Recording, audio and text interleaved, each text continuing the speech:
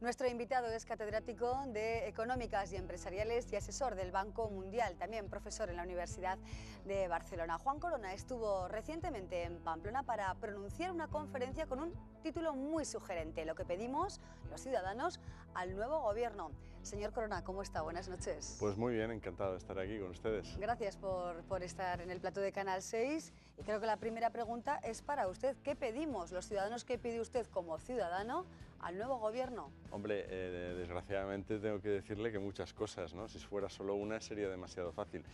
Pero es cierto que la situación económica en la que vivimos y la crisis actual nos ha obligado, yo creo, a todos a reflexionar con pausa, con calma, con tranquilidad y a plantearnos lo que se ha hecho mal y, por lo tanto, lo que hay que hacer bien en el futuro. Yo creo que esencialmente lo que hay que pedirle al Gobierno es que analice cuál es la situación real de la economía española, que se enfrente a el, para mí, principal problema que tenemos, que es una productividad muy baja, que a su vez genera el principal problema social, que es la desaparición de puestos de trabajo, y que se adopten todas las medidas de política económica para ayudar a recuperar, porque los gobiernos no pueden solventar una crisis económica, pero sí que pueden ayudar a que entre todos la solventemos. Estamos desde luego en años de vacas flacas, estamos percibiendo una realidad inusitada para nosotros, la verdad. Aquí en Navarra, por ejemplo, se ha impuesto ya un plan de ajuste, de recorte, un tijeretazo de más de 294 millones de euros. ¿Qué opinión le merece que los gobiernos vayan cortando, quizá en los últimos meses del año, cortando gastos? Es que, fíjese, más que una opinión, porque esto a veces se plantea, yo estoy a favor, estoy en contra, yo creo que es más simple que todo eso. El problema es, ¿se puede mantener el nivel de gasto sí o no?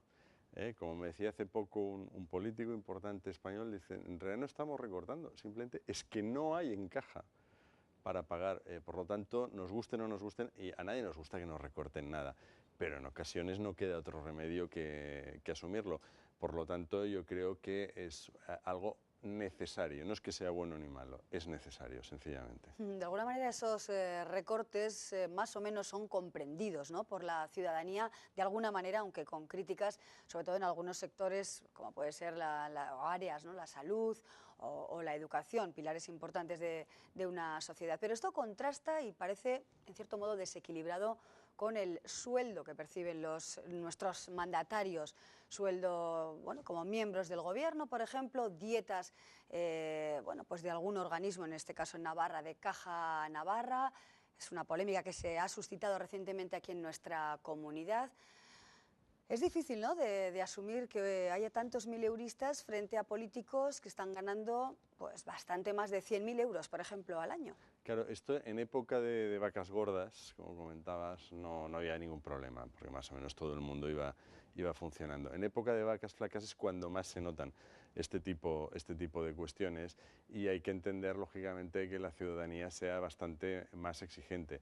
En ese sentido, si la crisis también puede servir pues, para poner algo de coherencia y orden en todo este tipo de planteamientos, pues la verdad no habrá sido del todo desaprovechada. Las crisis tienen algunas cosas buenas a veces, y para mí una de ellas es que nos hace aprender cuál es nuestra situación real, y a partir de ahí pues podemos obviamente mejorar, podemos cambiar y podemos aplicar recortes. También es cierto que empiezan a haber ya algunos gobiernos en España, al menos gobiernos autonómicos, que se están autorrecortando cosas como pues pagas extras, mensualidades, gastos de representación, etcétera, etcétera. Creo que esto puede ser bueno para dotar de más credibilidad al sistema.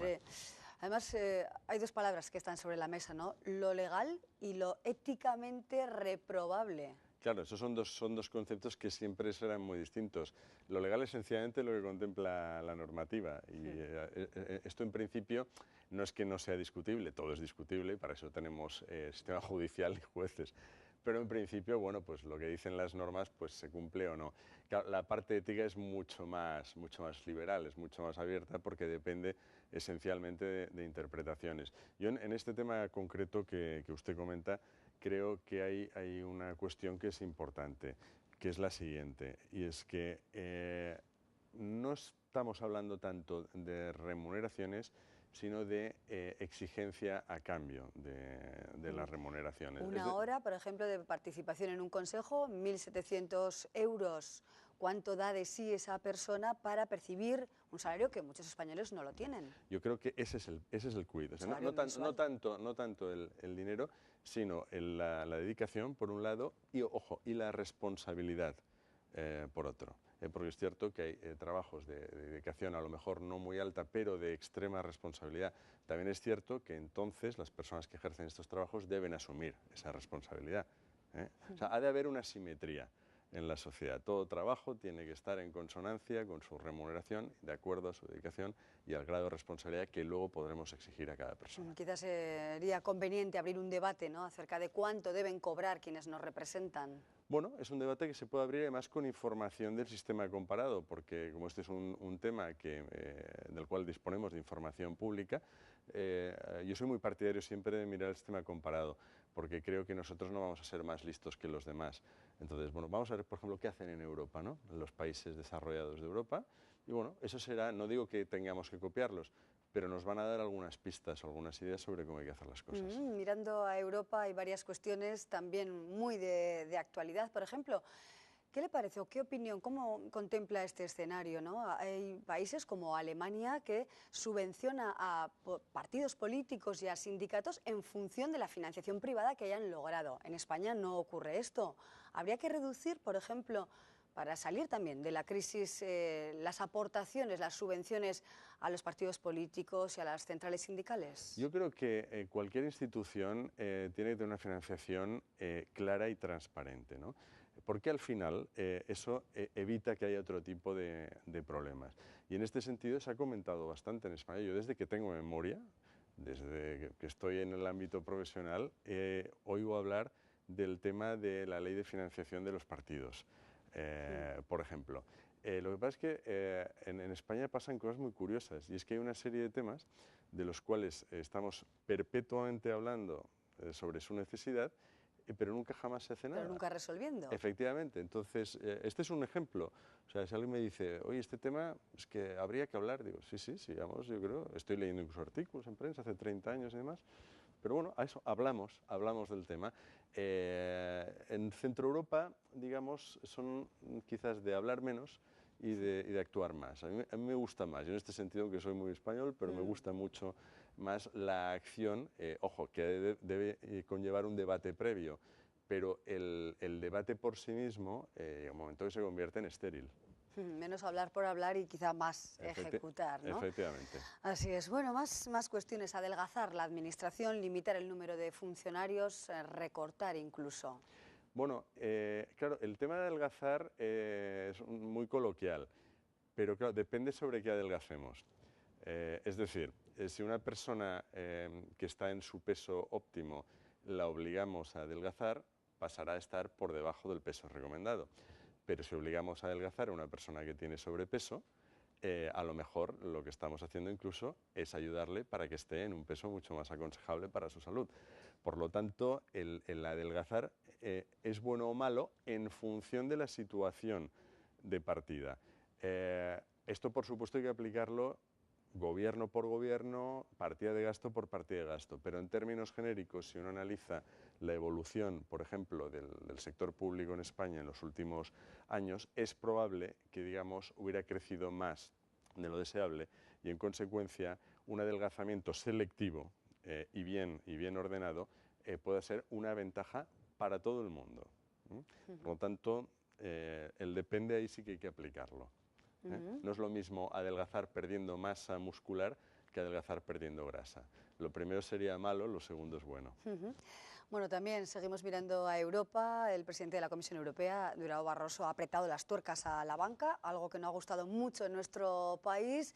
Parece ser que lo de pagar bonus y dividendos a los bancos con problemas no se ve bien desde la Comunidad Europea. No, yo de hecho la verdad es que soy muy europeísta, porque al final es cierto que también el pertenecer a la Unión Europea pues conlleva, claro, no van a ser todo ventajas, tiene inconvenientes, pero creo que en general nos ha ayudado mucho más de lo que nos ha perjudicado.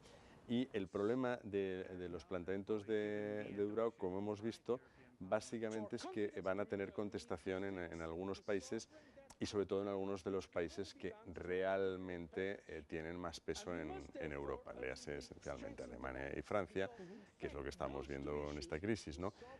Por lo tanto, creo que es un planteamiento que seguramente va a ser muy bien aceptado por la mayoría yo diría, de la colectividad de los ciudadanos de cualquier país miembro, pero no le veo muchas posibilidades de triunfar básicamente porque los bancos alemanes y franceses, digamos, lo pueden poner como contrapartida a el indudable apoyo que están haciendo para evitar pues, la catástrofe financiera de otros países de la Unión. Se plantea la recapitalización de los bancos, pero supongo que es discutible una recapitalización con dinero del Estado.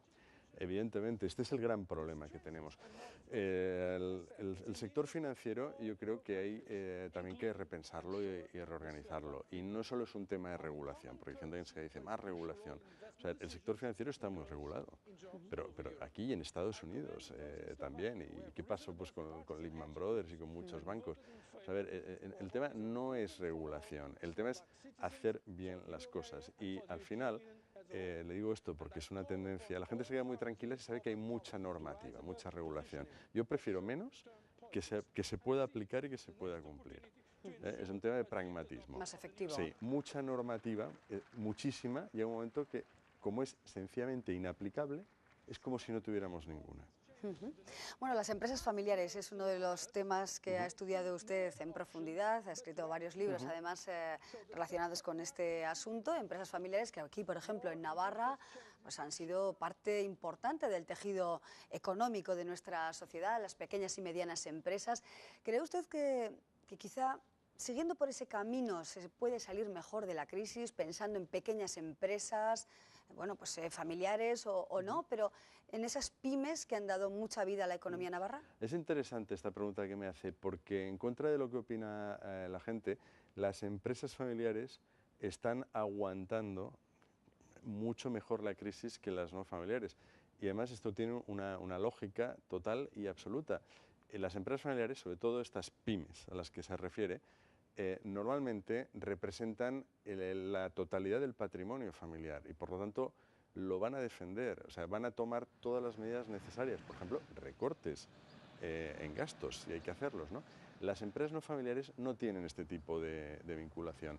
Es muy difícil dar datos operativos, pero intuitivamente, yo por lo que voy viendo dando vueltas por España, en general las empresas familiares están heroicamente, hay que decirlo en muchos casos, aguantando la época de vacas flacas. También es cierto que no podrán aguantar eternamente. Llevamos ya casi 4 años de vacas flacas. O sea, hay que empezar a darles un entorno un poco más propicio. Pero lo que es indudable es, y estoy seguro que en Pamplona yo le diría que es igual o más que en el promedio de España, las empresas familiares son el sostén auténtico, el esqueleto, lo que aguanta una economía. Y en particular las pymes familiares, que son empresas en general muy pequeñas, pero que aportan muchísimo empleo, porque aunque generan todas ellas muy pocos puestos de trabajo, pero como son centenares de miles las empresas familiares, al final son la parte esencial del empleo privado de una economía. Bueno, nos quedamos con esa reflexión en torno a las pequeñas empresas que bueno, pueblan buena parte de nuestra comunidad foral, unas en mejor situación que otras. Desde luego podríamos seguir hablando muchísimo, señor Corona, porque bueno, cada día estamos hablando de los EREs, de despidos, en fin, de grandes empresas también que están ubicadas en nuestra comunidad y que poco a poco van desapareciendo o bueno, pues mermando sus ingresos. Pero espero que tengamos otra oportunidad para seguir conversando. Lo mismo digo. Gracias y hasta muy pronto, espero. Muchísimas gracias. Gracias, señor Corona. Adiós. Adiós. Y mañana tendremos más deporte. Analizaremos todo lo que ha dado de sí el partido de esta noche de Osasuna contra el